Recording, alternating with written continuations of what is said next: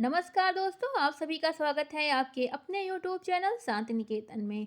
हम सभी भक्तिकाल पढ़ रहे हैं और भक्तिकाल के अंतर्गत दो काव्य धाराएं हमने बताई थी, निर्गुण काव्य धारा और सगुण काव्य धारा।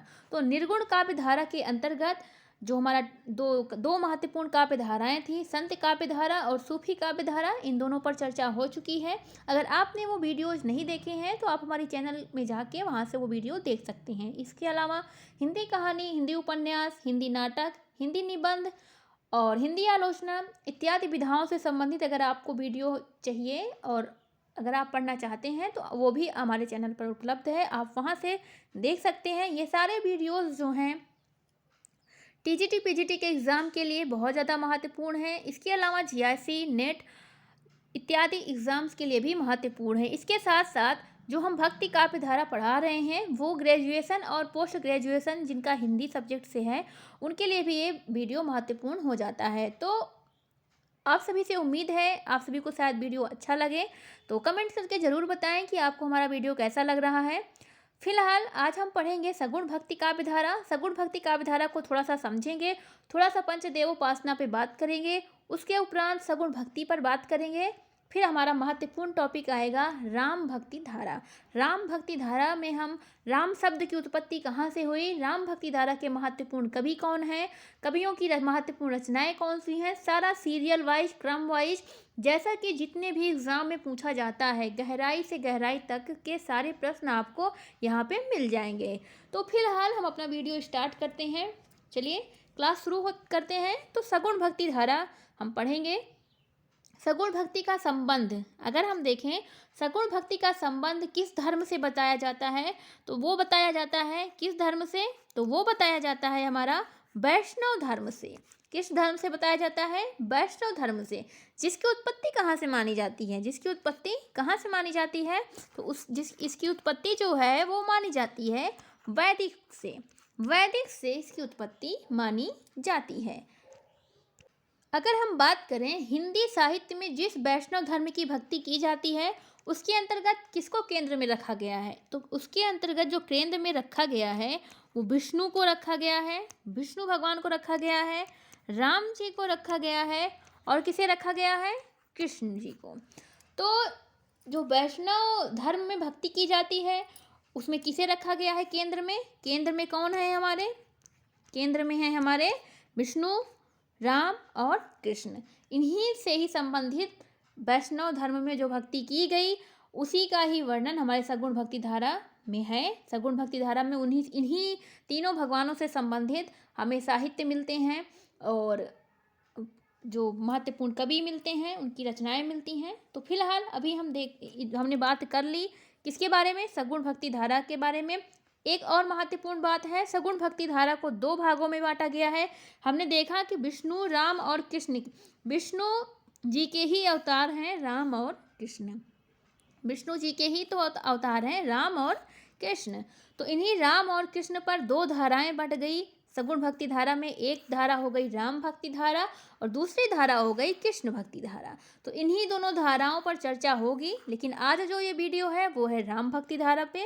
राम भक्ति धारा से संबंधित सभी महत्वपूर्ण टॉपिक्स को हम देखेंगे। फिलहाल अभी हम देखते हैं पंचदेवोपासना। अभी हम देखेंगे पंचदेवोपासना क्या होती है। ये शब्द बहुत ज़्यादा हमें सगुण भक्ति धारा में जानने को मिलता है।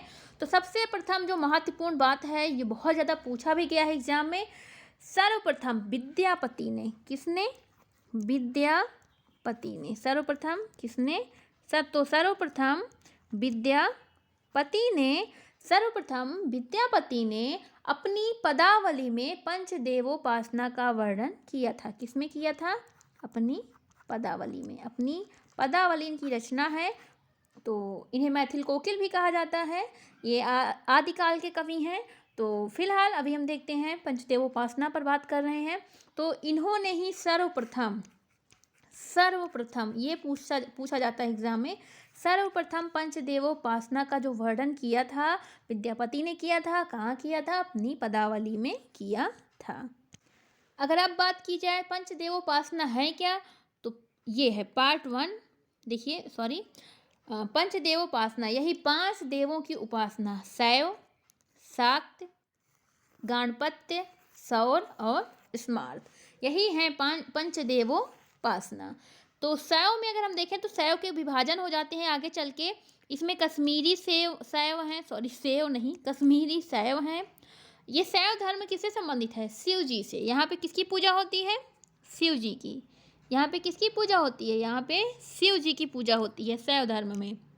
इसमें कई इनके पार्ट हो गए, आगे चल के 4 पार्ट हुए जिसमें से कश्मीरी शैव, लिंगायत, ये लिंगायत है, उसके उपरांत है वीर शैव और पाशुपति। तो ये 4 शैव धर्म के अंतर्गत आते हैं। शिव जी की उपासना से संबंधित 4 संप्रदाय बाद में बढ़ गए। शाक्त में जो होती है, शाक्त में दुर्गा जी की उपासना होती है, शक्ति की उपासना होती है। ये इसके भी 2 संप्रदाय बढ़ गए, एक दक्षिणी और दूसरा वाम मार्गी। पहला क्या है? दक्षिणी शाक्त और दूसरे हो गए वाम मार्गी शाक्त। इसमें शक्ति की उपासना, किसकी उपासना? शक्ति की उपासना की जाती है। इसके अलावा ये जो गाणपत्य है और सौर है, इन्हें मिला दिया जाता है। तो ये यहाँ पे क्या बन जाता है? वैष्णव। अगर हम देखें तो इन्हें वैष्णव कर दिया गया, जिसमें क्या होता है? जिसमें किसकी पूजा होती है? जिसमें होती है विष्णु की पूजा, राम की पूजा और किसकी पूजा? और कृष्ण की पूजा। जिसमें विष्णु जी, राम जी और कृष्ण जी की पूजा होती है। गाणपत्य और सौर, इन्हें मिला दिया गया। स्मार्त को अगर हम देखें, स्मार्त की बात करें तो संत काव्य में ये हमें देखने को मिलता है। तो ये बातें थी कुछ पंचदेवोपासना के संदर्भ में। तो आगे हम देखते हैं भक्ति साहित्य में। अगर हम देखें, सगुण भक्ति की उत्पत्ति का जो मुख्य कारण माना जाता है वो शंकराचार्य जी के अद्वैतवाद जो था उसकी प्रतिक्रिया स्वरूप बताया गया। जो शंकराचार्य, कौन? शंकराचार्य, अद्वैतवाद इन्हीं का है, शंकराचार्य का। इन्हीं के अद्वैतवाद की प्रतिक्रिया स्वरूप बताया जाता है कि प्रतिक्रिया स्वरूप ही सगुण भक्ति की उत्पत्ति हुई। प्रतिक्रिया स्वरूप ही सगुण भक्ति की उत्पत्ति बताई जाती है। क्योंकि क्या हुआ था कि शंकराचार्य ने ब्रह्म सत्य जगत मिथ्या का सूत्र वाक्य दिया था, जिसमें इन्होंने जगत को मिथ्या बता दिया था। इसी के ही विरोध में आगे चल के सगुणवादियों का उदय होता है, जो ब्रह्मा के साथ साथ जगत को भी सत्य मानते हैं। अद्वैतवाद में तो कह दिया गया ब्रह्म सत्य जगत मिथ्या, अर्थात ब्रह्म ही सत्य है, जगत मिथ्या है। लेकिन सगुणवादियों ने इसका प्रतिरोध किया और कहा कि नहीं, ब्रह्म के साथ साथ जगत भी सत्य है। तो इस तरह इसी की प्रतिक्रिया स्वरूप, अद्वैतवाद की प्रतिक्रिया स्वरूप इसकी उत्पत्ति का कारण माना जाता है। अगर हम देखें तो वैष्णव जो भक्ति है उसका आधार ग्रंथ क्या है? तो उसका जो आधार ग्रंथ माना जाता है वो माना जाता है श्रीमद्, ये पूछा जाता है एग्जाम में, श्रीमद् भागवत पुराण को किसे माना जाता है? श्रीमद् भागवत पुराण को। ये एग्जाम में पूछा जाता है कि सगुण भक्ति का आधार ग्रंथ क्या है, वैष्णव भक्ति का आधार ग्रंथ, सगुण भक्ति का आधार ग्रंथ क्या है? तो श्रीमद् भागवत पुराण, इसी को ही माना जाता है। अगर हम देखें तो सगुण भक्ति साहित्य में भक्ति के कई रूप देखने को मिलते हैं। सगुण भक्ति साहित्य में जो है भक्ति के कई रूप देखने को मिलते हैं, जिसमें से अगर हम देखें जो रूप हैं वो इस प्रकार हैं। नवधा भक्ति है, नवधा भक्ति सूत्र है, सांडिल्य भक्ति सूत्र है और वैधि एवं रागानुरागा भक्ति है। कई रूप हमें देखने को मिलते हैं, जिनमें से ये सारे रूप हैं। तो हम देख रहे हैं नवधा भक्ति के अंतर्गत। अगर हम बात करें नवधा भक्ति के अंतर्गत, तो नवधा भक्ति के अंतर्गत श्रवण हम बात कर रहे हैं यहाँ पे। तो नवधा भक्ति के अंतर्गत अगर हम देखें तो नवधा भक्ति के अंतर्गत श्रवण, कीर्तन, स्मरण, पाद सेवन, अर्चन, वंदन, सख्य, दास एवं आत्मनिवेदन, 9 प्रकार की भक्ति की गई है। कौन कौन सी? श्रवण, कीर्तन, स्मरण, पाद सेवन, अर्चन, वंदन, सख्य, दास एवं आत्म निवेदन। इसके तरह ही नवधा भक्ति तो ये एक था, एक दूसरा है नवधा भक्ति सूत्र। इसी में ही सूत्र जोड़ देंगे। तो नवधा भक्ति सूत्र में क्या होता है, प्रेम भक्ति को महत्व दिया गया है। भक्ति के साथ साथ यहाँ पे प्रेम भाव का होना भी जरूरी बताया गया, क्योंकि अगर हम देखें नारद मुनि के अनुसार, नारद मुनि इस भक्ति के जो रहे, इन्होंने इनके अंदर ये भक्ति पाई जाती है। तो नारद मुनि के अनुसार प्रेम परक भक्ति के माध्यम से ही ईश्वर की प्राप्ति संभव होती है। तो इस तरह नवधा भक्ति सूत्र में प्रेमा भक्ति को महत्व दिया गया है और नवधा भक्ति में 9 प्रकार की भक्ति को महत्व दिया गया है। आती है सांडिल्य भक्ति सूत्र।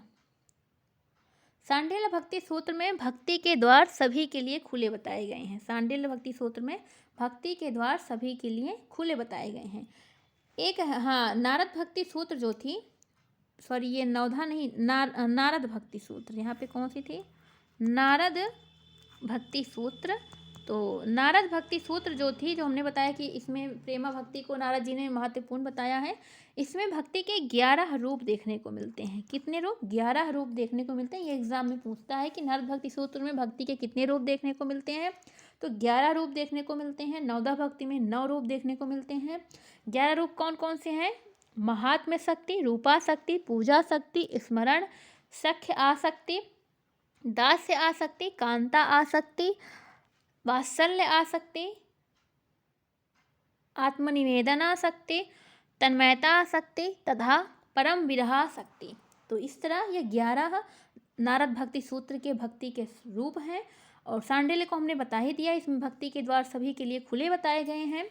कर्तव्य बुद्धि को आधार बनाकर जो नियम स्थिर कर दिए जाते हैं उन्हें वैधि और वैधि भक्ति कहते हैं। तो ये बात किस पे की गई? वैधि भक्ति के संदर्भ में। इसमें लोक ग्रह संग्रह, सामाजिक बंधन और मर्यादा, ईश्वर का ऐश्वर्यमयी वर्णन किया गया है। इस प्रकार की भक्ति को भक्ति का प्रथम सोपान कहा जाता है।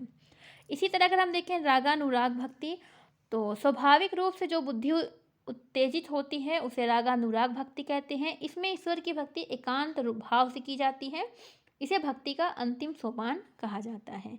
तो इस तरह यह तो बातें थी कुछ भक्ति के बारे में, तो हमने ऐसे बता दिया। अब हम जो बात करेंगे वह है राम भक्ति साहित्य के बारे में। अब हमारी जो बात होगी वो होगी राम भक्ति साहित्य के बारे में। राम भक्ति साहित्य के बारे में बात करने से पहले सबसे पहले मोस्ट इम्पॉर्टेंट बात ये है कि राम शब्द की उत्पत्ति कहाँ से हुई। तो यह बहुत ज़्यादा एग्जाम में पूछता है। तो वैदिक साहित्य में पहला तो जो है वैदिक साहित्य में 4 राजाओं का वर्णन मिलता है राम के नाम से, लेकिन दशरथ पुत्र राम का वर्णन वहाँ पे नहीं हुआ है। इसके अलावा देखें दूसरा जो है वो है पुराण में भागवत पुराण, विष्णु पुराण, वायु पुराण और कूर्म पुराण। इन 4 पुराणों में के माध्यम से हमें राम शब्द की उत्पत्ति बताई जाती है। इसके अलावा अगर हम देखें सर्वप्रथम जो वर्णन मिलता है, सर्वप्रथम वेदों में वर्णन मिलता है। सर्वप्रथम राम शब्द का वर्णन कहाँ मिलता है? वेदों में सर्वप्रथम मिलता है। लेकिन वैदिक साहित्य में जिस राम की चर्चा की गई, जैसे हमने बताया कि यह वास्तविक राम से भिन्न है, ये एक राजा के रूप में आते हैं। इसके अलावा पुराण में हमने बता ही दिया, विष्णु पुराण, वायु पुराण, भागवत पुराण और कूर्म पुराण में इनका वर्णन है। आगे चल कर के महाभारत के आदि पर्व में, वन पर्व में, अरण्य पर्व में और इसके साथ ही साथ जहाँ पे सीता की अग्नि नहीं, इसमें राम जी का वर्णन किया गया है। लेकिन यहाँ पे जो चर्चा की गई है सीता की अग्नि परीक्षा, इसका वर्णन नहीं किया गया है। राम की कथा तो कही गई है। महाभारत के आदि पर्व, वन पर्व, अरण्य पर्व में राम की कथा तो कही गई, लेकिन सीता की अग्नि परीक्षा का वर्णन वहाँ पे हमें देखने को नहीं मिलता है। इसके अलावा अगर बात की जाए तो वाल्मीकि रामायण, हिंदी साहित्य में अगर हम देखें जिस राम कथा का वर्णन किया जाता है उसका आधार ग्रंथ क्या है? तो वाल्मीकि रामायण। लेकिन राम को महापुरुष के रूप में इन्होंने वर्णित किया है। इसमें राम को एक महापुरुष के रूप में वर्णित किया गया है। आगे अगर हम बात करें तो बौद्ध साहित्य में, किसमें? बौद्ध साहित्य में दशरथ जातक, अनार्म जातक तथा चीनी पिटक, इन तीनों में फिर से पढ़ी, ध्यान से सुनिएगा। दशरथ जातक, अनार्म जातक और चीनी पिटक में राम की कथा कही गई है। दशरथ जातक में तो राम और सीता को दशरथ के संतान के रूप में वर्णित किया गया है। इसके अलावा अगर हम बात करें जैन साहित्य की, तो जैन साहित्य में यहाँ पे बौद्ध में हमने पता किया, ये जैन है, आप सभी ने ध्यान से देखते रहे, ये वेद है। यहाँ पे हमने पुराण को देखा दूसरे नंबर पे। तीसरे नंबर पे हमने किसे देखा? महाभारत को देखा। चौथे नंबर पे हमने किसे देखा? वाल्मीकि जी को देखा। छठे नंबर पे हमारा है जैन। जैन साहित्य के अंतर्गत देखें तो विमल सेन सूर्य की रचना पाउमचर्यु से, स्वयंभू की रचना पाउमचर्यु और पुष्यदंत के महापुराण में हमें राम कथा की चर्चा देखने को मिलती है। पाउमचर्यु में राम की माता का नाम अपराजिता बताया गया है और उनके एक विवाह का वर्णन किया गया है। ये मोस्ट इम्पॉर्टेंट बात है, एग्जाम में पूछी गई है। जबकि महापुराण किसका है? पुष्यदंत का। तो महापुराण में राम की माता का नाम सुबला बताया गया है और राम के 8 विवाहों का वर्णन किया गया है। इसके अलावा अगर हम बात करें तो कुछ संस्कृत ग्रंथ हैं जिसमें से भुवन तृण सूर्य का है सियाचर्यम, संस्कृत ग्रंथ हैं कुछ, सियाचर्यम या रामचर्यम। रविसेन की रचना है पद्मचरित तथा गुणाढ्य की रचना है बृहत्य कथा। इसमें भी राम का वर्णन किया गया है। तो इस तरह ये सारी कुछ बातें थी, राम का वर्णन कहाँ कहाँ किया गया है इसके संदर्भ में। इसके अलावा देखें तो राम शब्द जो है वो दक्षिण भारत के आलवारों के यहाँ भी हमें देखने को मिलता है। आधुनिक आर्य भाषाओं में लिखी गई विभिन्न रामायणों में भी हमें राम का जिक्र देखने को मिलता है। तो उसमें से अगर कुछ रचनाओं को देखें तो कृतिवास बहुत मोस्ट इम्पॉर्टेंट रचना है। कृतिवासी रामायण इसे कहा जाता है, बंगला भाषा में लिखी गई है। कंब का है कंबर रामायण जो कि तमिल में लिखा गया है। एकनाथ का है भावार्थ रामायण जो कि मराठी में लिखा गया है और गिरधर स्वामी का है अर्ध रामायण। दक्षिण भारत में अगर हम देखें तो राम को आधार बनाकर सर्वप्रथम लेखन कार्य किसने किया? तो नम्मलवार, जिन्हें हम सटकोप भी कहते हैं, इन्होंने किया। इन्होंने अपने ग्रंथ तिरुवायमोली में सर्वप्रथम राम को आधार बनाया था। मोस्ट इम्पॉर्टेंट लाइन है कि सटकोप ने अपने ग्रंथ तिरुवायमोली में सर्वप्रथम राम को आधार बनाया था। दक्षिण भारत के संदर्भ में बात की जा रही है। इनकी अन्य रचनाओं में अगर हम देखें तो वो है तिरुवर्ग सरियम, तिरुविरुतम, ये सारी इनकी अन्य रचनाएं हैं। 7वें आलवार कुलशेखर थे जिन्होंने अपनी रचना पेरुमाल तिरुमोली में राम कथा को आधार बनाया है।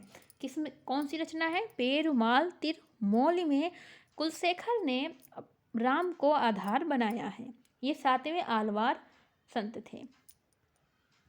अब हम आगे देखेंगे कि हिंदी में राम काव्य कैसे बढ़ा, कैसे हिंदी में राम काव्य के अंतर्गत कौन कौन से कवि आए। अब हम यहाँ हिंदी की बात करेंगे, तो चलिए देखते हैं हिंदी में राम, इन पे हम चर्चा करेंगे। तो इसमें हम देखेंगे तीन प्रकार से हम देखेंगे। कैसे 3 प्रकार से देखेंगे? एक तुलसी के पूर्ववर्ती जो कवि थे उन्हें देखेंगे, एक तुलसी और उनके समकालीन कवियों को देखेंगे, इसके अलावा एक तुलसी के उत्तरवर्ती काव्य को हम देखेंगे। तो तुलसीदास जी के पूर्ववर्ती अगर हम राम भक्ति परक ग्रंथों में या राम भक्ति परक कवियों में देखें तो राघवानंद आते हैं, रामानंद हैं, विष्णुदास हैं, ईश्वरदास हैं और अग्रदास हैं। ये सारे तुलसी जी के पूर्ववर्ती हैं और तुलसी जी और उनके समकालीन में तुलसीदास जी हैं और उनके समकालीनों में नाभादास आएंगे। तुलसी के उत्तरवर्ती काव्य को हम आगे देखते हैं। अगर हम बात करें हिंदी भक्ति साहित्य में राम काव्य परंपरा के जो प्रवर्तक माने जाते हैं तो वो कौन माने जाते हैं? रामानंद जी। कौन माना जाता है? रामानंद जी माने जाते हैं। कहा जाता है कि इन्होंने अपने गुरु राघवानंद से राम शब्द को लिया था तथा उसके प्रचार प्रसार के लिए अपने शिष्यों को अलग अलग स्थान पर भेजा था। जैसे इन्होंने सुरसुरानंद, इनके शिष्य थे रामानंद के, सुरसुरानंद जिसको इन्होंने पंजाब में भेजा, भावानंद को दक्षिण में, नरहरियानंद को उत्कल उड़ीसा में, पीपा को गुर्जर गुजरात में, अनंता दास और कबीर, रैदास, धन्ना सेन, इन सबको उत्तर भारत में राम का प्रचार प्रसार करने के लिए भेजा था। अगर हम देखें तो रामानंद के सर्वश्रेष्ठ जो शिष्यों में किसका नाम आता है, तो कबीर का। कबीर के बारे में हमने पढ़ लिया है, क्योंकि ये निर्गुण राम को मानते थे। ये कहते थे राम नाम का मरम है आना, दशरथ सुत तिहु लोक बखाना, राम नाम का मरम है आना। तो इनके जो राम थे वो सगुण ना होके निर्गुण थे, कबीर के। आगे देखते हैं हम, चलिए। क्योंकि देखिए यहाँ पे कहा भी गया है कि रामानंद के सर्वाधिक योग्य शिष्यों में कबीर का नाम आता है, लेकिन रामानंद की शिष्य परंपरा सगुणवादी कवियों तक फैल चुकी थी, ये बात कही गई है। चलिए हम तुलसी के पूर्ववर्ती कवियों को देखते हैं। तो सर्वप्रथम जो पूर्ववर्ती कवियों में आएंगे वो हमारे हैं अग्रदास। सर्वप्रथम कौन है? अग्रदास हैं। इनके गुरु का नाम था कृष्णदास बिहारी, मोस्ट इम्पॉर्टेंट है ये सभी। इनके शिष्य थे नाभादास, ये भी बहुत ही ज़्यादा महत्वपूर्ण है परीक्षा के लिहाज से। रचनाओं को अगर हम देखें, ध्यान मंजरी, राम ध्यान मंजरी, अष्टयाम या रामाष्टयाम, कुंडलिया, पदावली, सभी रचनाएं बहुत ही ज़्यादा महत्वपूर्ण हैं, बहुत ज़्यादा महत्वपूर्ण है सभी रचनाएं। फिर से देख लीजिए, ध्यान मंजरी, राम ध्यान मंजरी, अष्टयाम, कुंडलिया और पदावली। तो चलिए आगे देखते हैं, आगे क्या दिया गया है अग्रदास के बारे में। तो अग्रदास के बारे में अगर कुछ हम अन्य बातें देखें तो अग्रदास अग्र अली के नाम से लेखन कार्य करते थे तथा स्वयं को जानकी जी की सखी कहते थे। सर्वप्रथम इन्होंने ही राम भक्ति साहित्य में रसिक भावना का समावेश किया था। नाभादास ने जो अष्टयाम लिखा है उसमें अग्रदास का प्रभाव दिखाई देता है, क्योंकि अष्टयाम के प्रवर्तक अग्रदास ही माने जाते हैं। तो ये महत्वपूर्ण बातें थी कि अग्रदास अग्र अली के नाम से भी लेखन कार्य करते थे। और मोस्ट इम्पॉर्टेंट एक क्या है, जानकी जी का सखी इन्होंने अपने आप को माना है। तीसरी बात यह है, सर्वप्रथम इन्होंने ही राम भक्ति साहित्य में रसिक भावना का समावेश किया था। इनकी मोस्ट इम्पॉर्टेंट पंक्ति अगर हम देखें तो वो है कुंडल ललित कपोल जुगल रस परम सुदेशा। आगे देखते हैं, अगले हमारे कवि हैं ईश्वरदास। इनकी रचना को अगर हम देखें तो इनकी रचनाएं हैं भरत मिलाप, अंगद पैच और राम जन्म। अंगद पैच वीर रस प्रधान रचना है और परीक्षा में कई बार पूछी गई है, मोस्ट इम्पॉर्टेंट है। तो ईश्वरदास की 3 रचना, भरत मिलाप, अंगद पैच और राम जन्म। अगले हमारे कवि हैं विष्णुदास जी। विष्णुदास हमारे अगले कवि हैं। इनकी रचनाओं की बात की जाए तो महाभारत कथा, रुक्मणी मंगल, स्नेह लीला, स्वर्गारोहण पर्व और स्वर्गारोहण, ये सारी इनकी रचनाएं हैं। ये सभी इनकी महत्वपूर्ण रचनाएं हैं। इसके अलावा बच्चन सिंह ने इनकी रचना को प्रथम प्रबंध काव्य कहा है। बच्चन सिंह ने इनकी रचना रामायण कथा को क्या कहा है? प्रथम प्रबंध काव्य कहा है। ये इम्पॉर्टेंट है परीक्षा के लिहाज से। चलिए आगे देखते हैं तुलसी के उत्तरवर्ती कवियों को। तुलसीदास जी के उत्तरवर्ती कवियों को अगर हम देखें तो उसमें कौन आएंगे? नाभादास। उत्तरवर्ती क्या? समकालीन, ये तुलसीदास जी के समकालीन माने जाते हैं। इनकी रचनाओं पे बात करें तो भक्तमाल है 1596 ईस्वी, अष्टयाम है, अवधि में और ब्रज में 2 अलग अलग रचनाएं हैं। सर्वाधिक महत्वपूर्ण इनकी रचना भक्तमाल मानी जाती है, जिसमें 200 कवियों का वर्णन किया गया है। इसके लिए इन्होंने 316 छप्पे छंदों को आधार बनाया था। इस रचना का मुख्य उद्देश्य देखें तो भक्ति का प्रचार प्रसार करना है। हिंदी में भक्तमाल परंपरा की शुरुआत नाभादास से ही मानी जाती है। भक्तमाल की टीका प्रियादास ने रसबोधनी नाम से लिखा था, रसबोधि के नाम से लिखा है। ये इम्पॉर्टेंट है ये लाइन। आगे देखेंगे, इनकी कुछ पंक्तियाँ देख लेते हैं। इनकी पंक्ति है, प्रेता काव्य निबंध करी 60 कोटि रसायन, हिंदो तूरक प्रमाण रमैनी सबदी साखी। ये इनकी एक पंक्ति है। दूसरी पंक्ति है, अवधपुरी की शोभा जैसी कहीं न सकहीं शेष श्रुति तैसी। ये बहुत ही ये वाली जो लाइन है वो बहुत ही ज़्यादा इम्पॉर्टेंट है। चलिए फिलहाल आगे हम देखते हैं अन्य राम भक्ति परक ग्रंथों को हम देख लें, फिर हम तुलसीदास पे चर्चा करेंगे। आप सभी घबराइए नहीं, तुलसीदास कहाँ चले गए, तुलसीदास पे बात की जाएगी। फिलहाल हम कुछ राम भक्ति परक अन्य ग्रंथों को अगर हम देखें तो केशवदास की रचना है रामचंद्रिका, 39 प्रकाश हैं इसमें। सेनापति की है कवित्त रत्नाकर, 5 तरंग हैं इसमें, पूछता है और अंतिम तरंग में राम का वर्णन किया गया। ये बहुत ज़्यादा पूछा गया है एग्जाम में। हृदय राम की रचना है हनुमान नाटक या रामगीत। प्राणचंद्र चौहान की रचना है रामायण महानाटक। माधव दास चरण की है रामदासो और अध्यात्म रामायण। नरहरि वारहट की है पौरुषेय रामायण। लाल दास की है अवध विलास, 18 विश्राम इसमें पाए गए हैं इसमें। कपूर चंद्र त्रिखा इनकी रचना है गुरुमुख रामायण। राममल्ल पांडे इनका है हनुमान चरित, इनकी रचना जो है वो महत्वपूर्ण है। आगे देखेंगे राम प्रिया शरण, इनकी रचना है सीतायन। जानकी रसिक शरण, इनका है अवधि सागर। कलानिधि की रचना है रामायण सूचिका। गुरु गोविंद सिंह की है गोविंद रामायण, इम्पॉर्टेंट है। सहज राम की है रघुवंश दीपक। श्रीधर की है रामचरित, इम्पॉर्टेंट है। महाराज विश्वनाथ सिंह की है आनंद रघुनंदन, ये इम्पॉर्टेंट है। और संगीत रघुनंदन, रामचंद्र की सवारी और सीता रघुनंदन, आनंद रघुनंदन महत्वपूर्ण है। आगे देखेंगे मधुसूदन दास की है रामाश्वमेघ। रामचरित उपाध्याय के रामचरित चिंतामणि, ये महत्वपूर्ण है। मैथिली शरण गुप्त की साकेत है, मोस्ट इम्पॉर्टेंट है। अपाली भाषा का ये शब्द है जिसका अर्थ होता है अयोध्या। आगे देखेंगे बलदेव प्रसाद मिश्र हैं जिनकी रचना है साकेत संत, साकेत की परंपरा पर आधारित है। रामनाथ ज्योतिष ने रामचंद्रायण लिखा है या रामचंद्रोदय काव्य लिखा है। अयोध्या सिंह उपाध्याय की हम रचना देखें राम भक्ति परक कौन सा ग्रंथ है, तो इनका ग्रंथ है वैदिकी वनवास, जिसमें 18 सर्ग पाए जाते हैं, इंपॉर्टेंट है परीक्षा के लिहाज से। आगे देखेंगे हरदयाल सिंह की रचना है रावण महाकाव्य। बालकृष्ण शर्मा नवीन की है उर्मिला, इम्पॉर्टेंट है। राम सखे की है राघव मिलन। नंददास की है प्रारंभ में ये भक्ति परक राम भक्ति परक कवि थे, बाद में ये कृष्ण भक्ति धारा के कवि बन जाते हैं। आगे देखेंगे अगर आगे क्या बात की गई है, तो आगे जो बात की गई है वो यह है कि राम भक्ति परंपरा में श्रृंगारिक भावना का समावेश बाबा रामचरण दास ने किया था, ये बहुत ही ज़्यादा महत्वपूर्ण बात है। इन्होंने राम काव्य में स्वासुखी संप्रदाय, 2 संप्रदाय हैं स्वासुखी और तत्सुखी, हाँ स्वासुखी और तत्सुखी, ये दोनों ही संप्रदाय पूछता है। तो स्वासुखी संप्रदाय की जो स्थापना किया था वो बाबा रामचरण दास ने किया था। इसमें पति पत्नी भाव की उपासना पर बल दिया गया है। बाबा रामचरण दास रामचरितमानस के प्रथम टीकाकार माने जाते हैं, मोस्ट इम्पॉर्टेंट बात इनके बारे में है।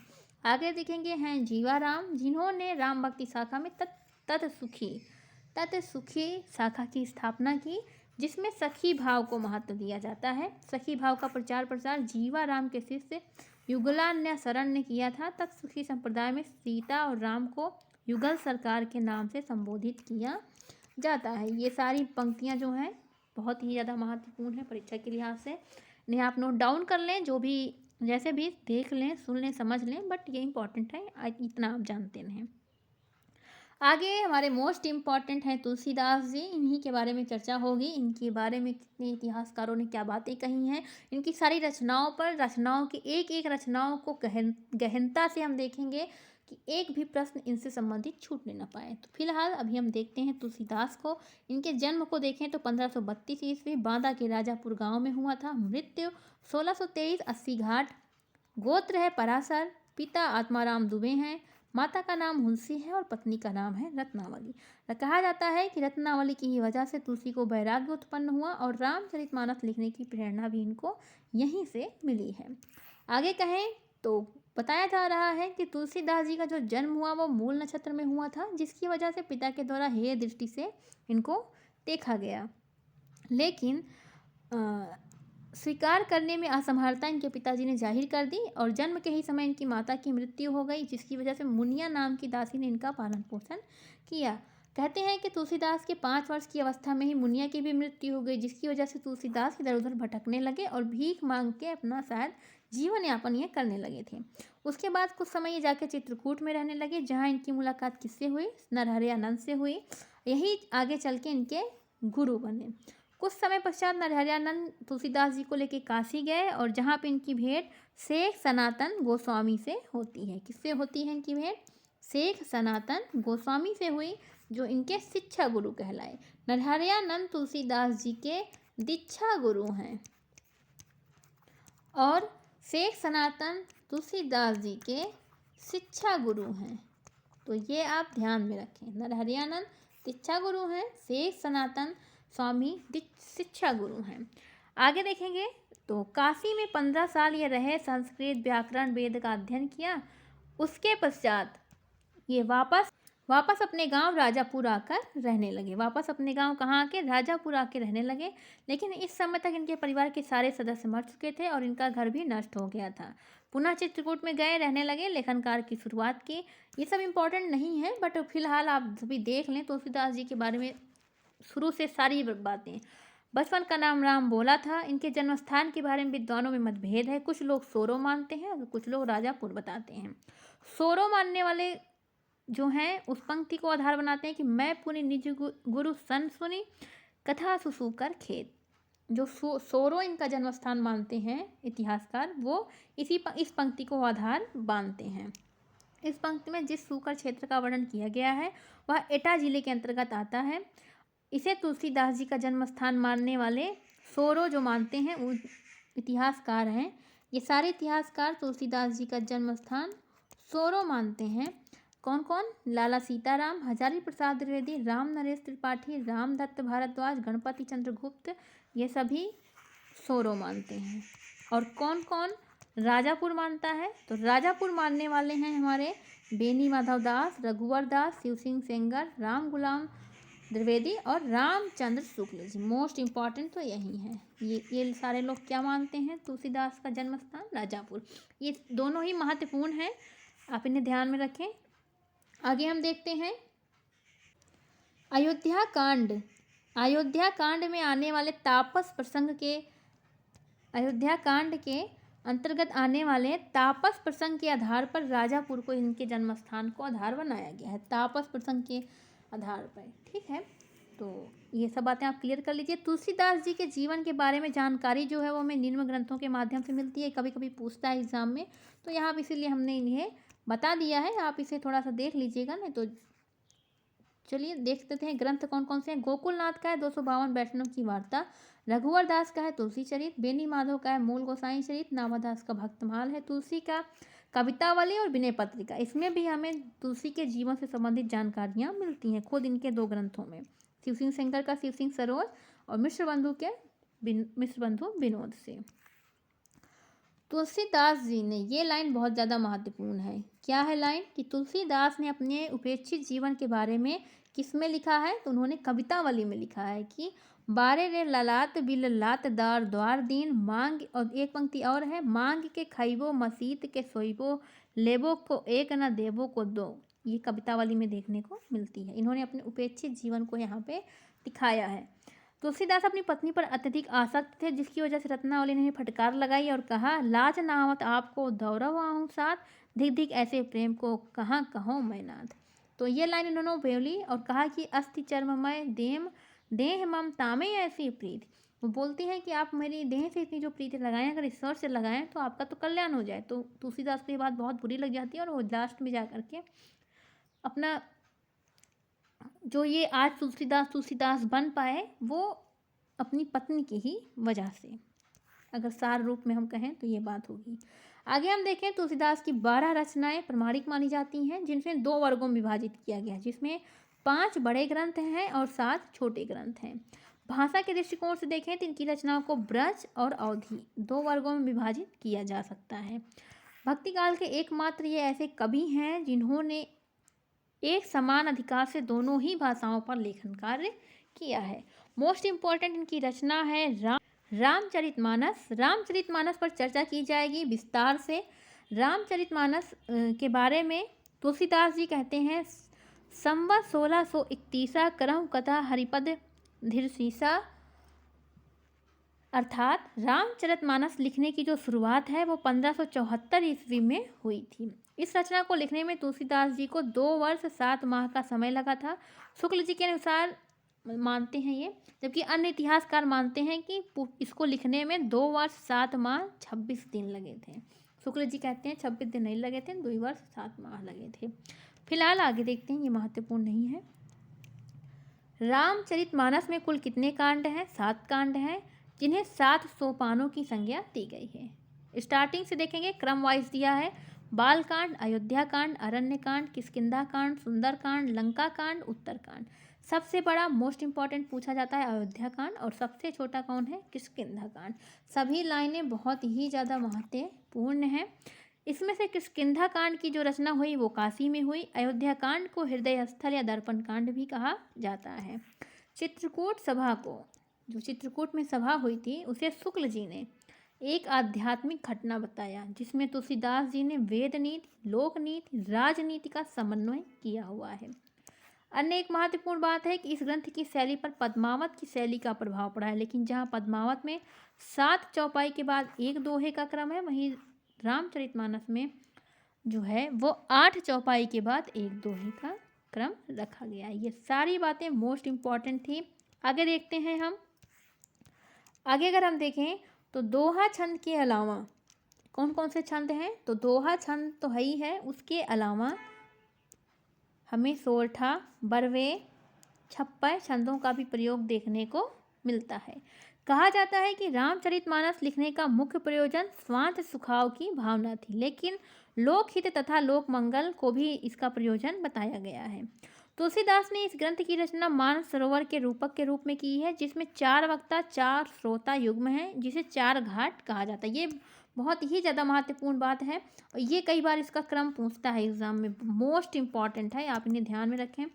शिव पार्वती वक्ता और श्रोता हैं और इसे राजघाट, ज्ञान घाट, राजघाट, काकभूसुंडी, गरुड़ है दूसरे, फर्स्ट ये हैं, दूसरे हैं काकभूसुंडी और गरुड़, उपासना घाट, पनघट, तीसरा है याज्ञवल्क और भरद्वाज, कर्म घाट और पंचायती घाट, चौथा है तुलसीदास और संत समाज, रसखान, प्रपत्ति घाट और गाय घाट। ये बहुत ज़्यादा महत्वपूर्ण है, ये पूछा जाता है बहुत ज़्यादा एग्जाम में। आगे देखेंगे रामचरितमानस के उत्तरकांड में। रामचरितमानस के उत्तरकांड में तुलसीदास ने कलयुग का वर्णन किया है, सबसे महत्वपूर्ण बात, जिसकी वजह से उत्तरकांड को ज्ञान दीपक प्रसंग के रूप में स्वीकार किया जाता है।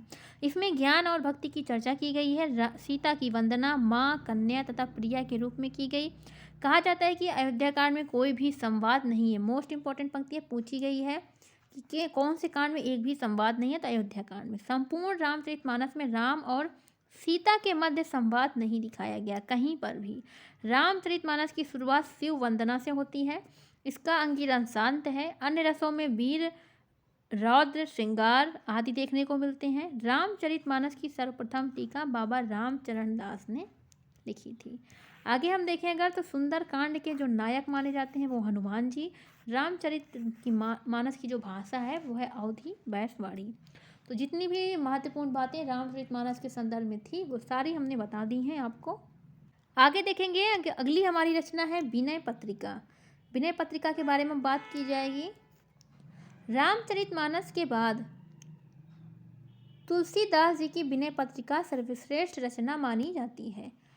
इसका मूल नाम विनयावली या राम गीतावली मिलता है। इसे गीति काव्य भी कहा जाता है। इस ग्रंथ में शांत रस की प्रधानता है। तुलसीदास ने इस ग्रंथ को काशी में रह के लिखा था।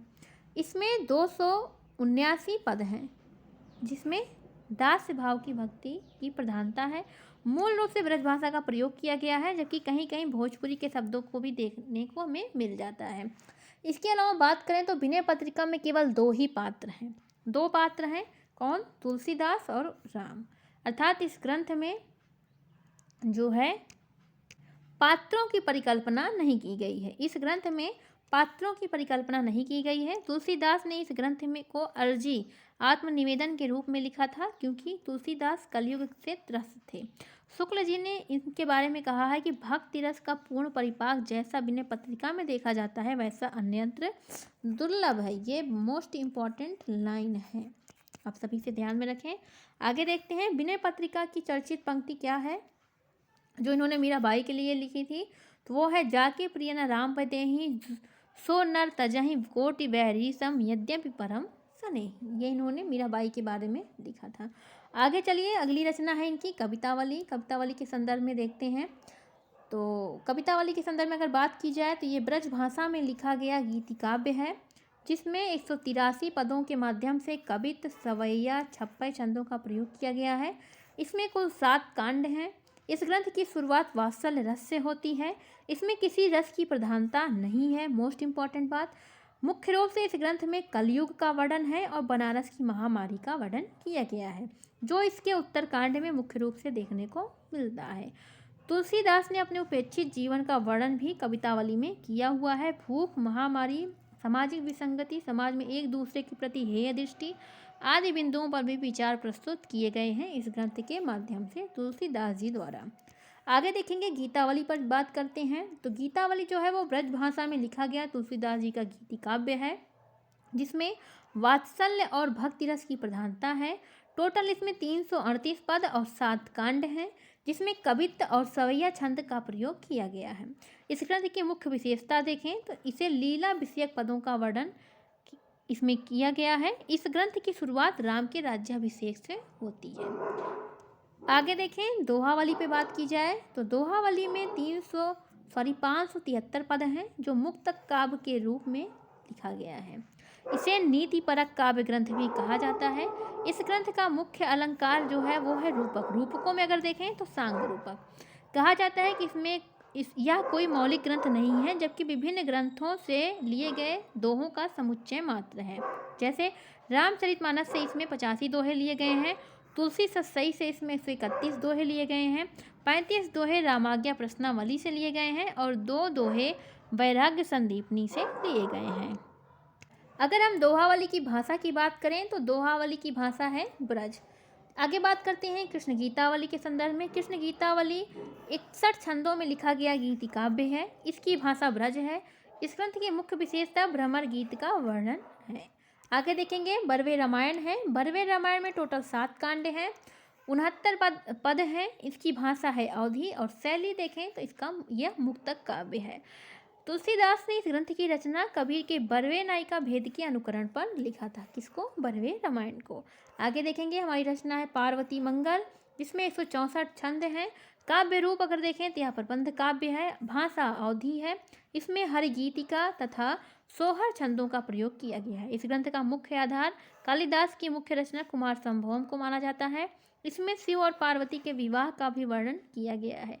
मिश्र बंधुओं ने इस ग्रंथ को प्रमाणिक नहीं माना। ये मोस्ट इंपॉर्टेंट लाइन है कि तुलसीदास जी के किस ग्रंथ को मिश्र बंधुओं ने प्रमाणिक नहीं माना, तो पार्वती मंगल को। चलिए आगे देखते हैं। जानकी मंगल के संदर्भ में बात की जाए तो इसमें 216 छंदों में लिखा गया यह एक प्रबंध काव्य है। इसकी भाषा अवधी है। सोहर एवं इसमें हंस गति छंद का आधार बनाया गया है। इस ग्रंथ में राम और सीता के विवाह का वर्णन किया गया है। आगे अगर देखें अगला ग्रंथ है रामलला नैचू। इसमें 20 छंदों के माध्यम से नक्श छेद का वर्णन किया गया है। सोहर छंद का प्रयोग है। अवधी भाषा है। और बस इतनी सी इस रामलला नैचू के बारे में इतनी सी बात थी। बाकी अगला है रामाज्ञा प्रश्नावली। इस ग्रंथ के कई नाम अन्य भी मिलते हैं, जैसे राम सलाका, रघुवर सलाका, सगुनावली। ब्रज भाषा में लिखा गया यह एक मुक्तक काव्य है। इस ग्रंथ को ज्योतिष परक ग्रंथ भी कहा जाता है।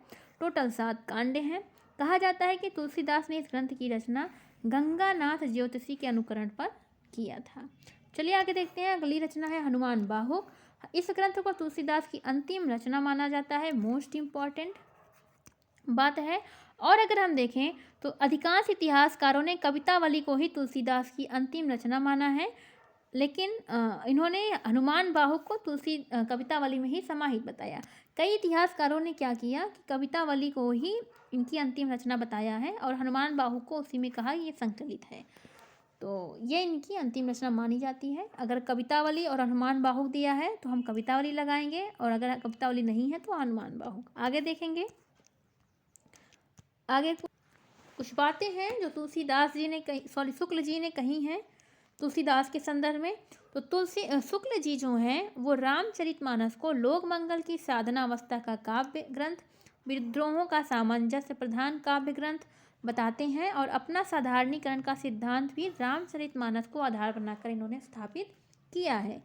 तुलसीदास ने ब्रज और अवधी दोनों भाषाओं को आधार बनाया। अवधी भाषा में इन्होंने रामचरितमानस को लिखा, जिसमें बैसवाड़ी अवधि का प्रयोग है। रामलला नैछू लिखा, जिसमें पूर्वी अवधि है। बरवे रामायण लिखा, जिसमें पूर्वी अवधि है। और पार्वती मंगल और जानकी मंगल लिखा, जिसमें पश्चिमी अवधि है। अगर ब्रज भाषा में देखें तो तुलसीदास जी के लिखे गए ग्रंथ हैं दोहावली, विनय पत्रिका, कवितावली, गीतावली, रामाज्ञा प्रश्नावली, वैराग्य संदीपनी और हनुमान बाहु। ये सारी किसमें लिखी गई हैं? ब्रज में। चलिए आगे देख लेते हैं हम। आगे कुछ बातें हैं। तुलसीदास ने 4 से अधिक ग्रंथों में 7 कांड या उत्तर कांड की कल्पना की है। 4 से अधिक ग्रंथ कौन कौन से? रामचरितमानस, इसमें 7 कांड हैं और उत्तर कांड हैं। बरवे रामायण, कवितावली, गीतावली और रामाज्ञा प्रश्नावली। ये जो पंक्ति है मोस्ट इम्पॉर्टेंट है, पूछी भी गई है कि किसमें से 7 कांड नहीं हैं। तो 7 कांड हैं रामचरितमानस में, बरवे रामायण में, कवितावली, गीतावली, रामाज्ञा प्रश्नावली, और इन सभी में उत्तरकांड की भी चर्चा की गई है। आगे देखेंगे, आगे जो हमारी बात है वो क्या है।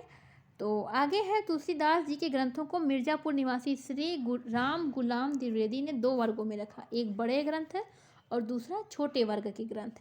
बड़े वर्ग के ग्रंथों में इन्होंने रामचरितमानस, विनय पत्रिका, कवितावली, गीतावली और दोहावली को रखा। बाकी अन्य को छोटे वर्ग के रूप में रखा है। अगर बात करें कि तुलसीदास की भक्ति कैसी थी, तो वो दास्य परक थी। शुक्ल जी ने तुलसीदास जी को स्मार्त वैष्णव कहा है।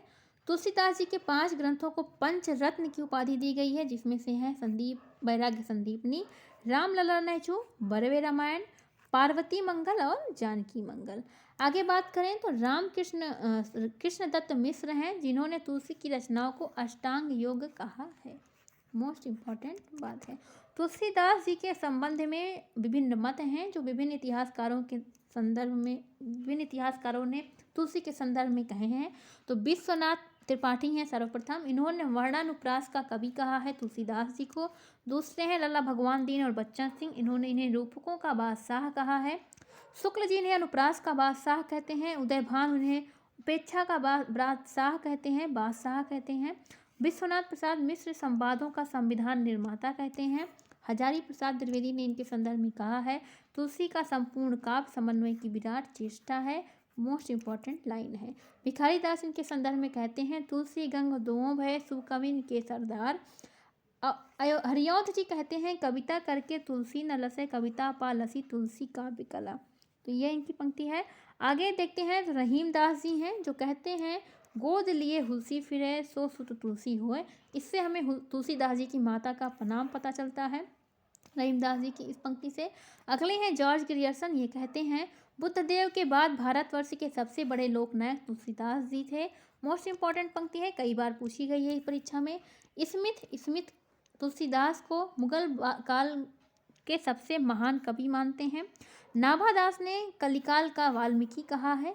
विजेंद्र स्नातक ने कहा है कि तुलसी हिंदी कविता कानन के सबसे बड़े वृक्ष हैं। तो सारी जो लाइनें हैं सभी महत्वपूर्ण हैं। तुलसी के संदर्भ में जितने भी इतिहासकारों ने जो भी बातें कही हैं सभी महत्वपूर्ण हैं। आप इन्हें फिर से एक बार देख लीजिएगा। फिलहाल अभी हम देखेंगे एक चीज़ और रह गई है राम काव्य परंपरा के संदर्भ में, तो वह है राम काव्य परंपरा की विशेषता। ये भी हम देख लेते हैं फटाफट, उसके उपरांत हमारा राम काव्य परंपरा कंप्लीट हो जाएगा। तो इसमें राम के रूप का वर्णन किया गया है, राम नाम के महत्व को स्थापित करने का प्रयास किया गया।